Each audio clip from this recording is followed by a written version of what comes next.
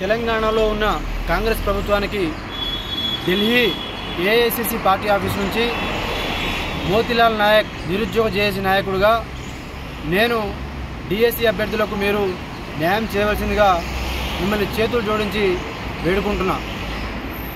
ఎందుకంటే మీకు టీచర్లను నియామకం చేయాలి, ప్రభుత్వ పాఠశాలలో వెంబడే టీచర్లను వెంటనే భర్తీ చేయాలి, వాళ్ళకు స్కూల్లో టీచర్లను అవైలబుల్గా ఉంచాలనే మీ యొక్క ఆలోచన మంచిదే. కానీ ఇన్ని రోజులు ఆగినారు.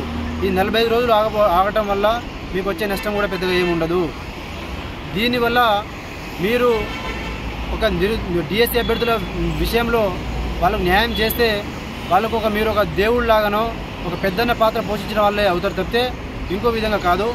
కాబట్టి ప్రభుత్వ పెద్దలారా, డిఎస్సి అభ్యర్థులకు ఈరోజు నైట్ కల్లా సానుకూలమైనటువంటి స్పందన మీరు ప్రభుత్వంలో ఉన్నటువంటి మీరు పెద్ద స్థాయిలో ఉన్నటువంటి మీరు దీని మీద సముచితమైనటువంటి ఆలోచన చేసి ఒక న్యాయం జరిగే ఒక నిర్ణయం మీరు తీసుకుంటారని మేము ఆశిస్తున్నాం. ఒకవేళ మీరు గనక నిజంగా డిఎస్సి అభ్యర్థులకు న్యాయం చేస్తే మేము మీకు పాలాభిషేకం చేస్తాము. మా వెనకాల ఎలాంటి శక్తులు లేవు, మా వెనకాల ఎలాంటి రాజకీయ నాయకులు లేరు. కాబట్టి మీరు పెద్ద మనసుతో ఈ యొక్క విషయాన్ని అర్థం చేసుకొని డిఎస్సి అభ్యర్థులకు న్యాయం చేస్తారని ఆశిస్తున్నా.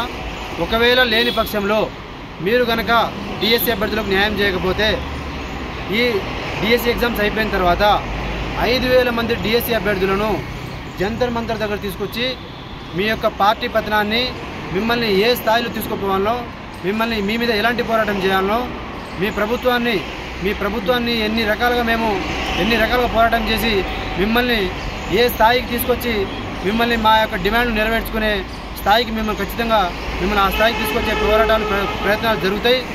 ఇప్పుడు అడుగుతుంది మేము కేవలం పోస్ట్ పోన్ మాత్రమే. ఒకవేళ పోస్ట్ పోన్ చేయకపోతే మాత్రం ఆగస్టు 5 తర్వాత డిఎస్సి అభ్యర్థులు 5,000 మందితో తీసుకొచ్చినప్పుడు అప్పుడు డిమాండ్ ఏముంటుందంటే, నువ్వు 2 లక్షల ఉద్యోగాలు ఫుల్ఫిల్ చేయాల్సి వస్తుంది. సంవత్సరం లోపల 2 లక్షల ఉద్యోగాలు ఇచ్చినంత వరకు మిమ్మల్ని వెంటాడతాం, మీ మెడలు వంచుతాం, మీతో పని చేపించుకుంటాము. ఆ రోజు ఆ స్థాయి అక్కడి వరకు మేము పోదలుచుకోలేదు. మేము ఇప్పుడు కూడా చాలా హంబుల్గా చాలా రిక్వెస్ట్ చేస్తున్నాం.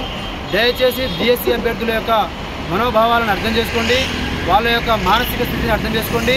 వాళ్ళకు కేవలం టైం మాత్రమే పెంచమని అడుగుతున్నాము. 25,000 పోస్టులు కూడా మేము అడగట్లేదు.